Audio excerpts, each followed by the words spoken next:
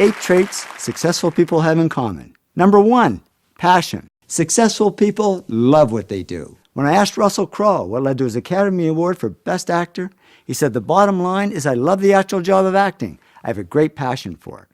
Successful people in all fields love what they do, whether it's astrophysicist Jamie Matthews, author J.K. Rowling, or athlete Michael Phelps. And not just big names. Margaret McMillan, a history professor, says, I spent my life doing what I love. Carlos, a bus driver I sit with at Starbucks, says, I love what I do. I've only missed 3 days in 4 years. And believe it or not, even successful dentists love what they do.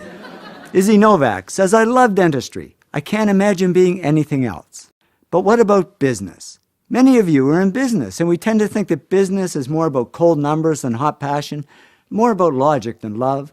So what surprised me was how often successful business people actually use the words passion or love when they talk about their work. When Jack Welch was CEO of General Electric, he was asked if he liked his job. He said, no, I don't like this job. I love this job. We can have passion for a profession. Kathleen Lane, she's strategist at WorkCard, says, I found a profession I love. She also says, stress isn't working 15 hours at a job you like. Stress is working 15 minutes at a job you dislike. We can have a passion for people. Nez Hallett III, CEO of Smart Wireless, says, I used to be in sales, now I'm a CEO. I just love being around people. We can have passion for a product. James Dyson, the vacuum cleaner guy, says, I love vacuum cleaners, and I will love them until the day I die. Yep, when he dies, they're just going to cremate him and then suck up those ashes with a Dyson vacuum and place it on the shelf. We can have passion for a particular field. Anita Roddick, the great founder of The Body Shop, once said, I love retailing. I love buying and selling and making connections. She also said, I don't like systems, financial sheets, or plans. Yes, no matter how much we love what we do, there's always going to be stuff we don't love. The trick is to make sure the stuff you don't love only takes up 20% of your time, and the stuff you do love takes up 80%.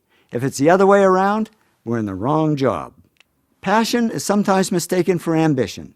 People call Donald Trump ambitious, but he says, I'm not ambitious. I just love what I do. And if you love what you do a lot of stuff. And then people say, oh, you're ambitious. The cool thing about passion is it turns underachievers into superachievers. I have a long list of famous underachievers, like Albert Einstein, who people said would go nowhere when they were young. For instance, who said this? Besides me. I was sitting in my room being a depressed guy, trying to figure out what I was doing with my life. Turns out it was Bill Gates. Bill was such an underachiever, his parents actually sent him to counseling. Yeah, I can just hear the neighbors back then saying, geez, that Gates kid, what a loser. He's never going to go anywhere. And he didn't, until he discovered his passion for software. The big problem is finding your passion. Sure, there's a kid that knows they want to be an accountant or an architect or an astronaut from the time they're 10, but I found a much bigger group of successful people who, when they were young and even when they were older, didn't have a clue what their passion was, and it took them a long time to find it, or to fall into it. Don Lepore, Chief Information Officer at Charles Schwab, said to me, I fell into what I do, and I didn't know I loved it until I fell into it. And I hear that a lot. So how do people find their passion? Well, they just get out there and try a lot of stuff and explore many paths. Robert Munch explored many paths. He said to me, I studied to be a priest. That turned out to be a disaster. I tried working on a farm. They didn't like me. I worked on a boat. It sank. I tried a lot of things that didn't work, but I kept trying, and then I tried something that did work. And I'd say it worked. As a children's author, he sold over 40 million books. Yes, finding a job we love is like finding a person we love. Sometimes we just got to go on a lot of really bad dates before we find the right one. Now, I read a survey of 18 to 25-year-olds, and 81% said their first or second life goal was to get rich.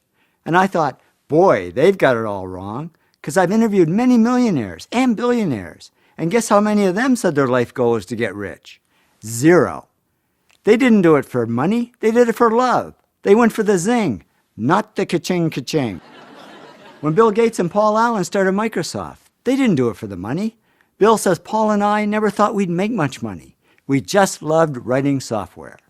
And with that attitude, he became the richest man in the world. J.K. Rowling didn't write Harry Potter books for the money. She said, I love writing these books. I just wanted to make enough money to continue to write. And with that attitude, she became a billionaire. I became a millionaire by following my heart, not my wallet, and a number of times I walked away from great-paying jobs to do poor-paying jobs I love better. Once is when I had a great job traveling the world, making a lot of money, but I wasn't doing the one thing I loved at the time, which is photography. So I said, I think I'll leave and start my own little photo company.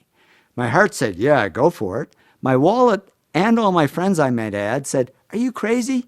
You can't walk away from all the money. You'll starve. I didn't listen to them. I walked away.